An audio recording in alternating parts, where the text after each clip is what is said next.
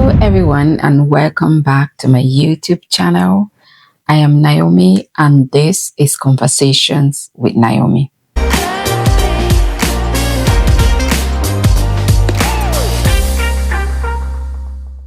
In today's story, we're stepping into the shadow to hear a story you won't often hear.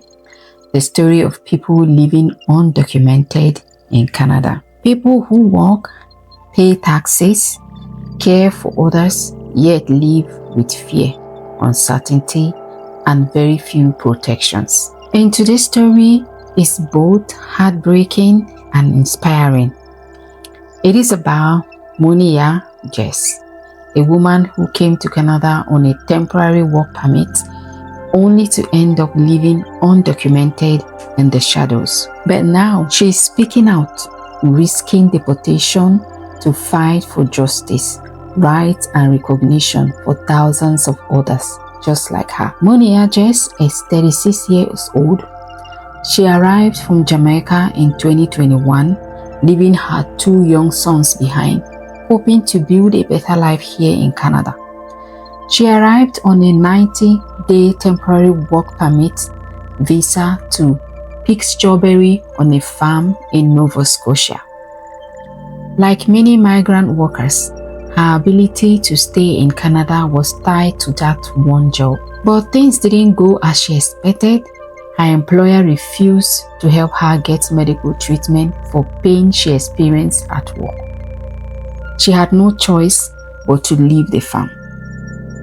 When she left that job, she lost her legal status and overnight became one of hundreds of thousands of undocumented people living and working in Canada's shadow economy. For Monieya, life became a constant struggle. She worked as a cook, cleaner, and even as a personal support worker. She worked long hours, often for less than minimum wage, because complaining could have meant deportation. She said, "Sometimes they don't pay you minimum wage because you are undocumented. So you have to settle with whatever they have for you because you want to try to survive," she added, unquote. She couldn't claim minimum wage, she couldn't access healthcare, and lived every day with the fear of deportation. She is now undergoing testing for ovarian cancer, but as an undocumented person, she worries she won't get treatment here, despite contributing to the country for years. Despite decided to go public. In November 2024, she stepped into the spotlight at a press conference in Ottawa organized by the Migrant Workers Alliance for Change. Alongside over 180 advocates, she demanded permanent status for undocumented workers and an end to systematic exploitation. She spoke courageously about the struggle faced by migrants living in poor housing, paying high rent, and often facing racism. Her words were powerful. "Without migrants, there is no Canada. We need status." And she's right. From farm field to care homes, migrants fill roles that many Canadians don't want to do. Yet too often their contributions go unseen, their rights ignored. According to estimates, there could be up to 500,000 undocumented people living in Canada today. Most didn't cross the border illegally. Many lost their legal status after arriving here on temporary work or study permits, or after a rejected asylum claim. These are our neighbors, our co-workers, the people helping our communities thrive. Yet, they are often denied healthcare, basic labor protections, and the security of knowing they belong, contributing to society while living in constant fear and uncertainty. In Ottawa, migrant and housing advocates raised their voices in unity, pleading for compassion and justice. They stood before the nation to denounce harsh immigration courts, broken promises, and the growing exploitation faced by those who came to Canada seeking hope. They share their stories of broken dreams and fading hope, of people who came to build a better life but now face an uncertain future.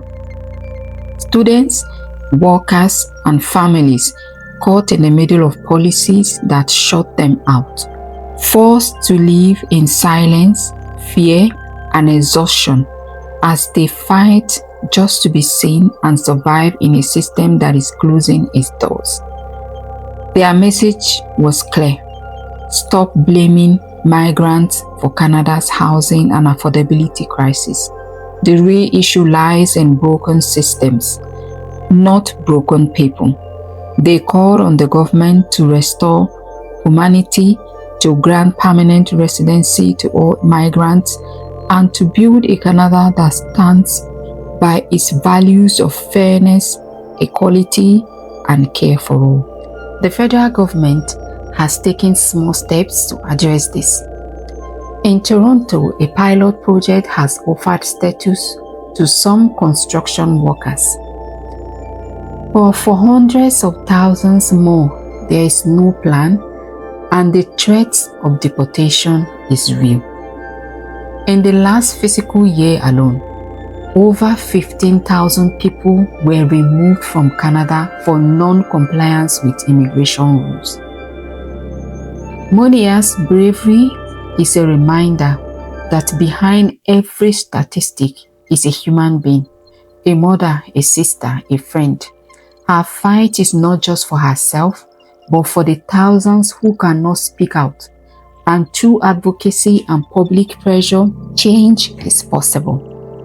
This is what makes her story so important. It shows us the human side of immigration, the courage it takes to step out of the shadow, and the urgent need for systemic change in Canada. Monieya Jess is just one voice, but it's a voice we need to hear, and her story reminds us all being undocumented doesn't mean being invisible. It is time to recognize contributions, protect rights, and create a path to permanent status for all immigrants. If you know anyone going through this, reach out. Let's hear your experience so we can get help together. Thank you for watching Conversations with Naomi. If this story touched you, share. Let's see your comments below, and let's keep the conversation going. This story is for real people, real lessons, and real conversation. Stay safe and see you in my next video. Bye for now.